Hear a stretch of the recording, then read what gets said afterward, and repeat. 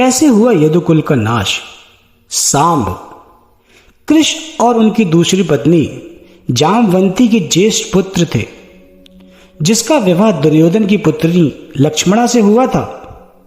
जब महाभारत का युद्ध समाप्त हुआ तो गांधारी ने श्री कृष्ण को इसका दोषी मानते हुए यदुकुल के नाश का शाप दे दिया, जिसे कृष्ण ने सहर्ष स्वीकार किया। उन्होंने ये भी कहा कि समय आने पर वे और बलराम स्वयं यदुकुल का नाश कर देंगे। हालांकि किसी ने उस समय ये नहीं सोचा था कि कृष्ण के कुल का नाश उनके पुत्र साम के कारण होगा। महाभारत को समाप्त हुए 36 वर्ष बीत चुके थे। एक बार महर्षि दुर्वासा एवं अन्य ऋषि द्वारका पधारे। ऋषियों का इतना बड़ा झुंड देखकर साम और उनके मित्रों ने उनसे ठिठोली करने की सोची। उन्होंने साम को एक स्त्री के रूप में सजाया और उसका मुंह ढककर महर्षि दुर्वासा के पास ले गए। उन्हें महर्षि को प्रणाम कर उनसे कहा, हे महर्षि, हमारी ये सखी गर्भवती है। आप लोग तो सर्वज्ञानी हैं, अतः भविष्यवाणी करके ये बताइए कि इसे प्रसव के दौरान पुत्र होगा अथवा पुत्री।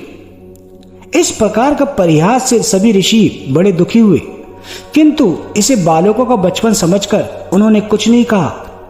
किंतु महर्षि दुर्वासा अपने क्रोध पर नियंत्रण न रख पाए। श्राप तो वैसे भी उनकी जिह्वा के नोक पर रखा रहता था।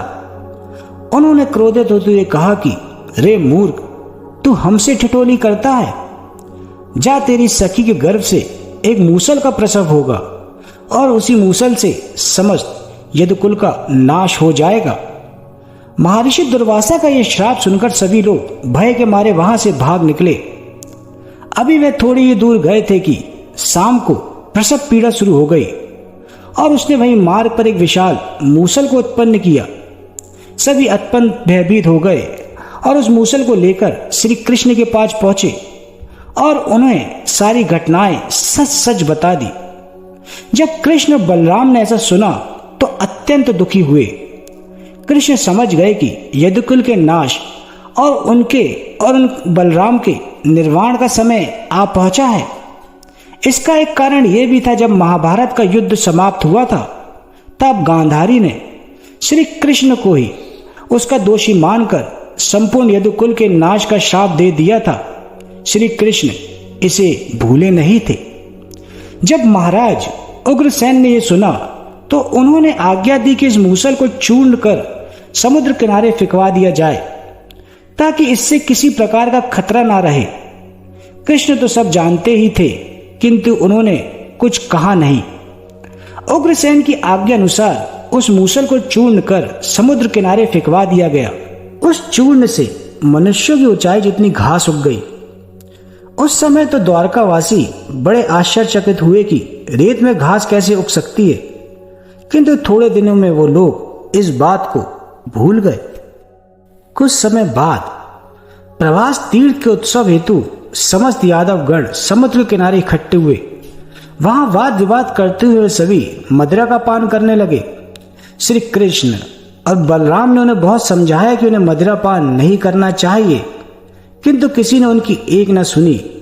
दोनों समझ गए कि देवयोग आ चुका है। इसी कारण वह दोनों उस भीड़ से अलग जाकर बैठ गए।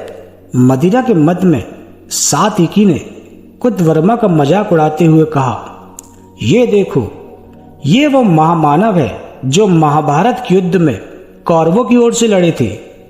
और तो और ये इतने बड़े महारथी हैं कि रात्रि के अंधेरे में छल पूर्वक इन्होंने उप पांडवों के वध में अश्वत्थामा का साथ दिया। इस पर भी आज ये निर्लज की भांति यहाँ हमारे समक्ष बैठे हैं। साध्वी के इस प्रकार कहने पर वहां उपस्थित यादव कृतवर्मा पर हंसने लगे। ऐसा देखकर कृतवर्मा स्वयं को अत्यंत अपमानित महसूस करने लगे। उन्होंने क्रोध में कहा, रे क्लीव, तू मेरी वीरता की क्या बात करता है? तेरी वीरता भी तो जग जाहिर है। तूने भूमिश्रवा का छल से वध किया। अगर ऐसा ना होता तो कब का नर्क सिधार गया होता। कृतवर्मा के ऐसे कहने पर अब यादव सात्विकी पर हंसने लगे। इस प्रकार अपमानित होने पर सात्विकी ने क्रोध में बिना कुछ सोचे अपनी खड़क से कृतवर्मा का सर काट डाला। कृतवर्मा के इस प्रकार मारे जाने पर वहां हाहाकार मच गया। सात्यकी और कृतवर्मा द्वारका में सबसे अधिक सम्मानित और शक्तिशाली वीर थे। उनमें से एक की इस प्रकार हत्या होती देखकर अविलंब ही वहां सभी यादव वीर कृतवर्मा और सात्यकी इन दो गुटों में बंट गए। कृतवर्मा की हत्या पर भोजराज और अंधक कुल के राजा ने सात्यकी पर आक्रमण कर दिया। सात्यकी के प्राणों को संकट में आया देखकर श्री कृष्ण के पुत्र प्रद्युम्न उन्हें बचाने युद्ध में कूद पड़े। बात ही बात में कृष्ण और बलराम के समक्ष ही वहां यादव के बीच भयंकर युद्ध छिड़ गया। वह उत्सव का समय था, इसी कारण किसी के पास अस्त्र शस्त्र तो थे नहीं। तब सभी यादव वीरों ने वहीं तट पर उगी घास उखाड़ उखाड़ कर एक दूसरे को मारना शुरू कर दिया। दुर्वासा ऋषि के श्राप के कारण उन घासों से सहस्त्रों मूसल पैदा हो गए और उसी से एक दूसरे का नाश करने लगे। जब श्री कृष्ण और बलराम ने ऐसा देखा तो मारे दुख और क्रोध के दोनों ने उसी घास को उखाड़ा और स्वयं अपने हाथों से उसी घास से सबका वध करना आरंभ कर दिया। देखते ही देखते श्री कृष्ण और बलराम को छोड़कर समस्त यादव कुल का नाश हो गया। यहां तक कि श्री कृष्ण और बलराम के सभी पुत्र भी काल को प्राप्त हो गए। इसके बाद दुखी बलराम ने वहीं स्वयं जल समाधि ले ली और श्री कृष्ण अकेले वन में जाकर एक वृक्ष के नीचे लेट गए, जहां जरा नामक व्याध ने अज्ञानता में उनके चरणों के मृग की कस्तूरी समझकर उस पर अपने बाणों से प्रहार कर दिया।